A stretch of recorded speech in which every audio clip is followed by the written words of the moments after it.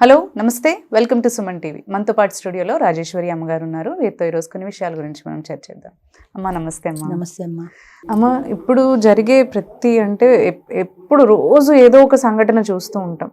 అది అంటే ఆడవాళ్ళపైన కానీ మగవాళ్ళపైన కానీ అదేదో అంటే బయట వేరే పర్సన్స్ చేసే కంటే కూడా ఇంట్లో అంటే ఫ్యామిలీ పర్సన్సే ఎక్కువ దాంట్లో ఇన్వాల్వ్ అయ్యి ఉంటున్నారు. ఇప్పుడు చూసుకుంటున్నట్లయితే మనకి ఇప్పుడు అంటే పక్కింటి వాళ్ళని కానీ లేదంటే తల్లి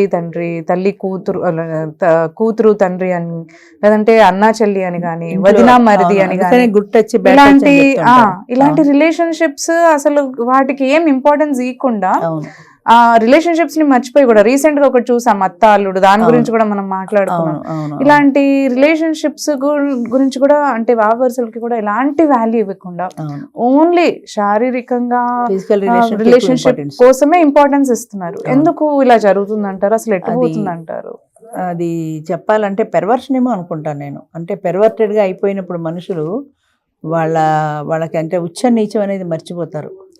అది అసలు అన్నా చెల్లెలే ఒక ఇంట్లో వయసు వచ్చిన అన్నా చెల్లెలు ఉంటేనే అసలు కాపలాలు కాయాల్సిన పరిస్థితి వస్తుంది. ఎందుకు ఇలా మారిపోతున్నారంటే ఒకటి పెర్వర్షన్ అయి ఉండాలి, లేదా సైకలాజికల్ డిజార్డర్ అయి ఉండాలి. అది సైకాలజిస్టులు అయితే బాగా చెప్పగలుగుతారు. కానీ ఎక్కువగా అంటే దేనికి ప్రయారిటీ ఇస్తున్నారు వాళ్ళు? సెక్స్కి ప్రయారిటీ ఇస్తున్నారు. టు బీ ఫ్రాంక్ చెప్పుకోవాలంటే ఈ రిలేషన్స్లో వాళ్ళు సాధిస్తున్నది ఏంటి? వాళ్ళ సంతృప్తి దేనికోసమని? సెక్స్ కోసమే కదా. ఈ భర్తతో సుఖంగా లేదు, లేదా ఈ వీడితో బాగుంది, వీళ్ళతో అయితే నాకు హ్యాపీగా లేదు అని భర్తను చంపేసిన, పిల్లల్ని చంపేసిన వెళ్ళిపోతున్నారు. కన్నా బిడ్డల్ని ఎలా చంపగలుగుతున్నారు? 4 రోజుల్లో పెళ్లి పెట్టుకుని కూతురికి ఇవ్వాల్సిన అల్లుడితో అత్తగారు రిలేషన్ ఎలా పెట్టుకుంది? వాడికి 25 ఏళ్ళు, ఆవిడికి 40 ఏళ్ళు. ఈ వయసు మర్చిపోయి వాటితో ఎలా వెళ్ళగలుగుతుంది? తనకంటే చిన్నవాడిని చూసినప్పుడు తన తమ్ముడు తన కొడుకో గుర్తురారు ఆవిడకి. ఆ ఈడు కూతురున్నప్పుడు ఆ ఈడు కొడుకు గుర్తు రావాలి కదా. అది పోయి వాడు ఒక మగవాడని ఎలా గుర్తొస్తుంది? అంటే 40 ఇయర్స్లో కూడా ఈమెలో ఇంకా సెక్స్ కోరికలు చావలేదు. అందుకని కూతురు కాపురం నాశనం అయినా సరే, కూతురు జీవితం నాశనం అయినా సరే తన సుఖం తను కోరుకొని వెళ్ళిపోవాలనుకుంది. వదిన మరిది అంటే కూడా అమ్మతో తల్లి కింద సమానం అంటారు. ఇప్పుడు అవి కూడా రిలేషన్షిప్స్ అసలు అది కూడా పోయింది. అన్నీ పోయినాయి అమ్మా. ఎలాంటి సెక్స్ తప్ప ఇక వేరే రిలేషన్స్ ఏమీ లేవు.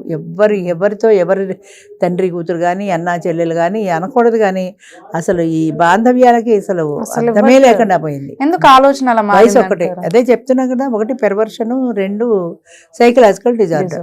అంతే. సెక్స్కి ఇస్తున్న ప్రాధాన్యత దేనికి ఇవ్వట్లా. అయితే అర్థం కాని విషయం ఏంటంటే ఇది ఎన్నాళ్ళు ఉంటుంది ఈ వేడి, ఈ మోజు? ఒక 10 ఏళ్ళు, ఒక 15 ఏళ్ళు, 25 ఏళ్ళకి బయటకు వెడితే 50 ఏళ్ళ తర్వాత, 50 ఏళ్ళ తర్వాత, 60 తర్వాత, 70 తర్వాత కూడా ఇంకా సెక్స్ కోరికలు ఉంటాయా? చేయగలుగుతావా? నీకు ఆ సామర్థ్యం ఉందా? ఆడదానికైనా మగవాడికైనా.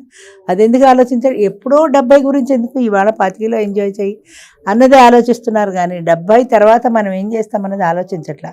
70 తర్వాత గురించి ఎందుకు? ఇవాళ హ్యాపీగా ఎంజాయ్ చేయి, ఇవాళ హ్యాపీనెస్ తప్ప రేపు అన్న దాని గురించి వాటి గురించి కూడా కాదు. ఈ మూమెంట్ హ్యాపీగా ఎంజాయ్ చేసి మాట్లాడుతున్నారు అంతే. రేపు ఎలా ఉంటుందో తెలియదు, హ్యాపీగా ఉంటున్నావు లేదా అని అంతే.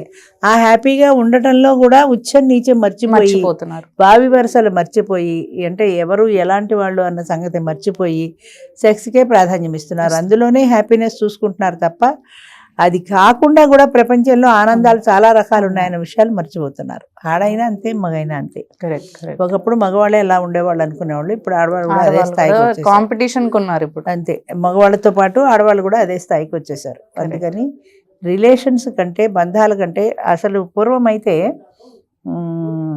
ఒకే ఇంటి పేరున్న వాళ్ళకి పెళ్లి చేసేవాళ్ళు కాదు. అంటే సగోత్రీకులకి పెళ్లి చేసేవాళ్ళు కాదు. ఒకే గోత్రం అన్నవాళ్ళు అంటే వాళ్ళ పూర్వీకులు ఎవరో ఆ గోత్రంలో ఉన్న వాళ్ళు ఉన్నారు, ఆ రక్త సంబంధికులు. అంటే వాళ్ళు అన్నా చెల్లెలు వరుస అవుతారు. ఎప్పుడో ఎన్ని తరాల వెనకాలన్నా సరే. అందుకని స్వగోత్రీకులకి పెళ్లి చేయరు.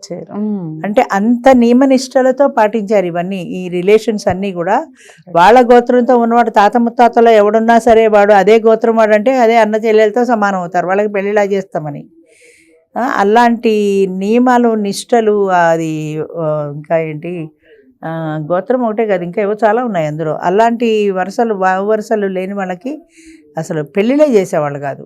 వదిన మరుదులు కానీ, అన్నా చెల్లెలు కానీ, ఇంకా అత్త అల్లుడు కానీ, ఆడా మగ ఇది ఒకటే. ఇక రిలేషన్స్ ఏం లేవు, లేదు, అన్నా చెల్లెలు అంతే. కానీ తండ్రి కూతురు ఈ రిలేషన్స్ లేవు, ఆడ మగ అంతే, వాడు మగాడు వీడు ఆడది, ఈ రెండు కలిస్తే ఆనందం, అదొక్కటే తప్ప వేరే అసలు ఇతరత్ర ఆనందమే లేదు ప్రపంచంలో, ఈ రెండింటికి ఆనందం.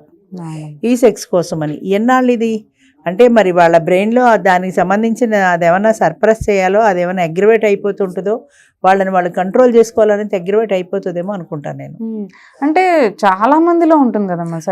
అవును, నాకు తెలిసి 100లో 80-89% వరకు అందరు ఇలాగే ఉన్నారు. ఏదో ఒక 10% మంది పాటిస్తారేమో అంతే. అవును.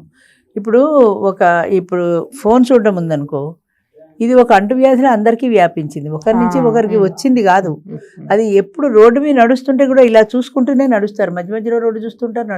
ఎంతమందికి ఢీ కొట్టేదాకా వెళ్తానో నేను, అప్పుడే చూసుకుని పక్కకి వెళ్తారు అంతే. ఎందుకు అంటే ఇది ఒక మానసికమైన వ్యాధి అని అనుకుంటాను నేను. అది ఒకరి నుంచి ఒకరికి అంటుకున్నది కాదు, అది ఒక సమాజంలో వచ్చిన ఒక దౌర్బల్యం, ఒక మానసికమైన వ్యాధి. దాన్ని చూడకుండా ఉండలేనంత దౌర్బల్యం.